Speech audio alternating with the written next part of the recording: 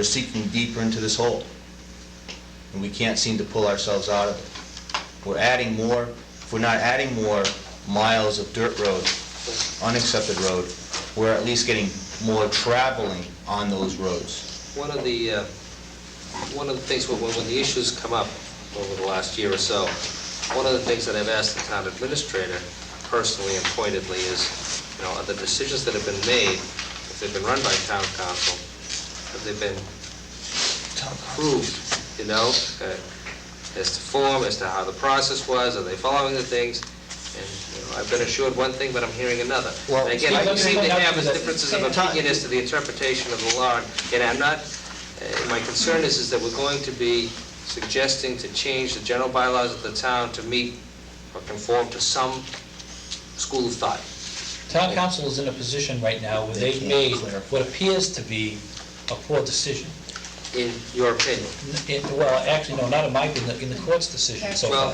The problem is that if they change that position, then the attorneys for the other side will jump on it immediately, so they can't change that position. They're kind of locked in. Locked into a bad position? They're locked into a bad position. Continuing the same. I don't think. Again, I've been here long enough too, where the town council has advised us well as to whether or not we had some strengths in defending the position of the town when we end up in litigation. And there have been times when they have said, you better settle this thing, or don't push it, or go back and remand it back and do something. I mean, they're not. I don't believe they're hung up, or their egos are so big, is that they can't say that we can't defend this, or something else has come to light, because I've seen it happen in the past. So I guess I have to take exception. They refer, based on whose opinion? They refer to communique on new questions that we have on new parcels to the parcel that is in question. Communique that came out during that questionable period. Well, all I can suggest, without getting into any further discussion in relation to those, any cases, I would hope that Tom, you, and representatives of the Planning Commission and the Planning Administrator get together in the next couple of weeks, and to me, what was stated is somewhat disheartening, and I personally would like to see it resolved one way or the other, to get an opinion from council as to whether or not they still stand on their position. Again, if it's an ego thing, and I don't believe that's so. Again, I've been dealing with town council for a long time, and they don't generally operate that way. I've never seen them operate that way. So I take exception to what's been stated. I recognize your right to your opinion, and that's without the advice of your council. You're not taking the advice of your council, that's fine. But if that's the situation, I think it's got to be resolved. And again, I still think it should be resolved inside the confines of this building. But anyway, that's fine. Yes. Just one quick point is, I've been on this board a long time, and I have one of my favorite two pieces of paper or two opinions by town council that are diametrically opposed, written about 2 years apart. So I know that they have taken opposite positions on things. However, in this particular case, I have the communication from them dated January 11th and of 2001, and they.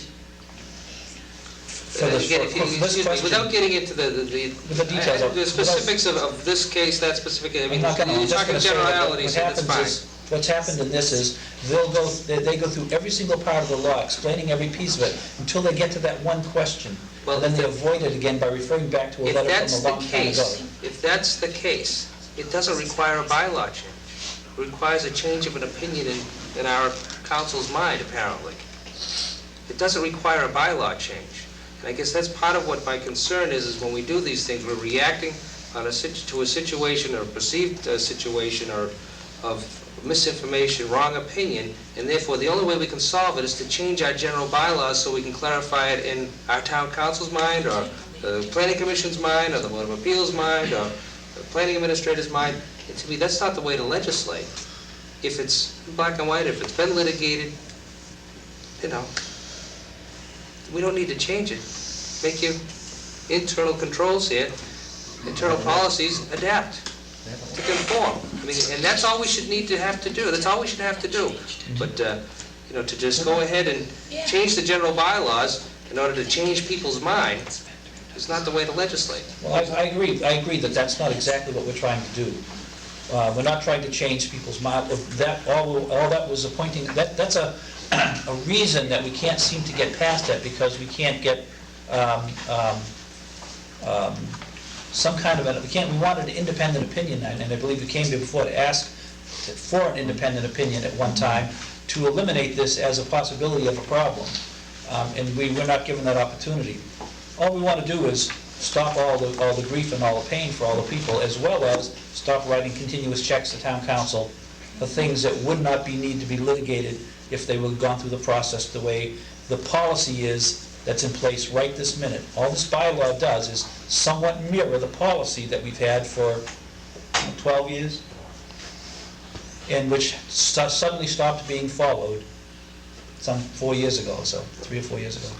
Well, But again, I'm sorry, Mr. Rowe. I have one more question. You just, I don't quite understand this. You told me a little while ago, the law, this is the way the law has to be. We have to appeal this to Superior Court. That's what you told me. Yeah, when you do a general bylaw, yeah. Well, how is it if something happens now and I appeal to, what's the purpose of the zoning board of appeals? You go to the general, go to It's Superior not a Court if you want to general go by them. Pardon? It's not, you mean, if something happens now, because you're going to the building inspector, you're not, The zoning, or if you go to the planning board, we have a policy, it's not a general bylaw. So the appeal process is different than it is for a Aren't general there bylaw. some matters that go before the planning commission that can be appealed to the Board of Appeals under current bylaws? Yeah. And you're looking to do things differently in this particular No, case? can you explain what law is for this, why we have to go this way? I went through this before, I tried to change this, they said you can't do it. Who said you can't do it? Bob told me you can't change the appeal law. let him explain. All right, I'm Let him here, explain. on the hot seat, You let's go. told me it was the law. It is, that's what he'll tell you. Let him explain. Mr. Rogers, would you like to enlighten us a little bit? Yeah, what Warren told you earlier is true. The state law effectively mirrors what our zoning bylaw says. Our zoning bylaw took that section that says it has to be 50 feet wide, it has to have 5,000 square feet, and it has to have adequate access, which is, in the opinion of the planning board, sufficient. The only difference between our zoning clause and the state law is that the town at one time or another adopted a requirement to have it 21 feet wide. That was the only difference between what the state law says and what our zoning bylaw says. So in effect, the state law requires that all those are supposed to go to the planning board. That hasn't been followed. Our zoning bylaw mirrors that. What town council gave us was this general bylaw. They recommended that we adopt it because we were having all these continuous problems. Since I've been here, which has been over 10 years, same argument's been raging. But it was working up until the last 4 years, so there was no need for it. 3 or 4 years. Oh, Yeah. so, It was being followed according to, the policy was adopted, which town council drew. The unaccepted street policy was actually drafted by our town council, who now says that it shouldn't be done that way, it should be done through a general bylaw instead. So we've gone from nothing to policies to general bylaws, all based on town council's opinion. The other part of the question that I'm supposed to explain, Warren? Is why we have to go appeal to Superior Court. If it's a general bylaw, you appeal to Superior Court. A lot of subdivision regulations, all the subdivision regulations have to be, if the decision is made by the planning commission, that has to go to Superior Court. The zoning board of appeals is there for just that, for appeals to the zoning. Why don't we make it a zoning board? That's the point I just made. It is in the zoning, but it isn't being followed. Yeah, it's already there, and it's not being followed. It mirrors the state Well, law. then, as Mr. O'Leary said earlier, then now we go back to why do we change and put, it's just like we're gonna make a law to enforce a law, to enforce a law, to enforce a law.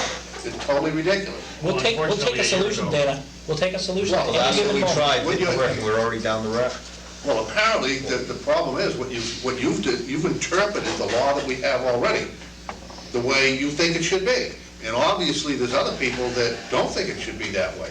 So it's a battle of whether or not this law is... No, You've no, interpreted that's it not like true. town council. Town council's the one who wrote that law, he just told you. We interpreted it the way he wrote it. You just get through telling me this law is to enforce another law.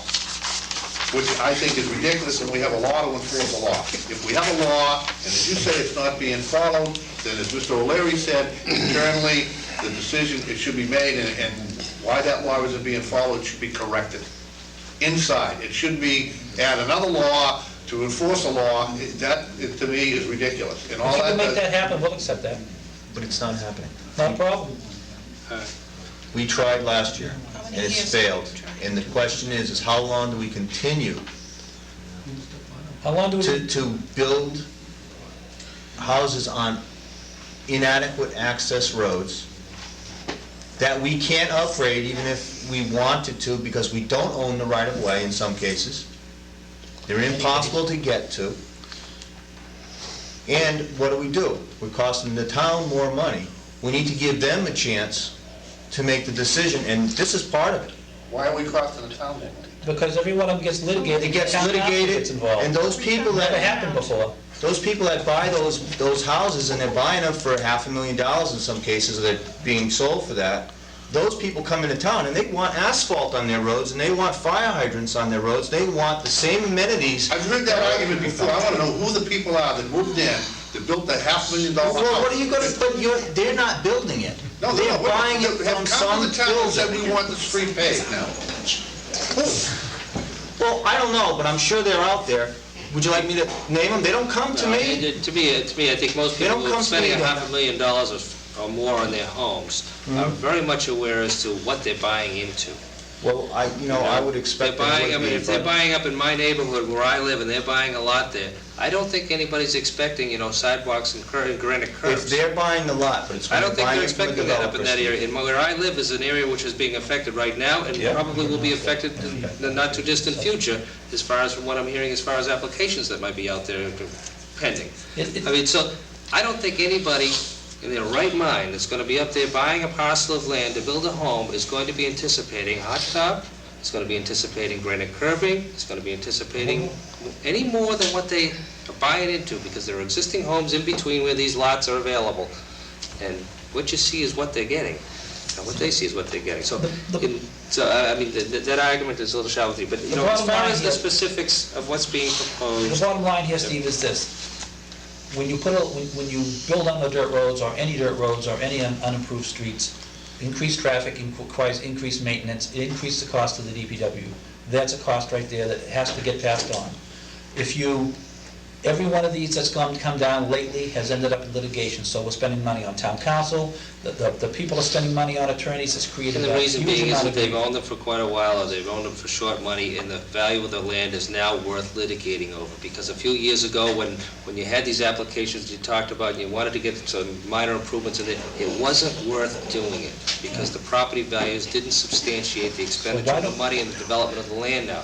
With the land values being so high, people are willing to spend $10,000, $20,000, $30,000, $40,000, when a lot in this town is $150,000 We would just plus. stick to the plan that's And they been would there. save money Stick over to the that. process that worked so well in the past, and Times we were would different then, we would have eliminated all of this, we would eliminate the discussion we're having now. I think what we need to do, again, Tom, and again, to me, I'm getting, like most everybody else, frustrated with this current discussion, but obviously the discussion over the last few years, and again, the allegations being made to town council is at the root of the problem here.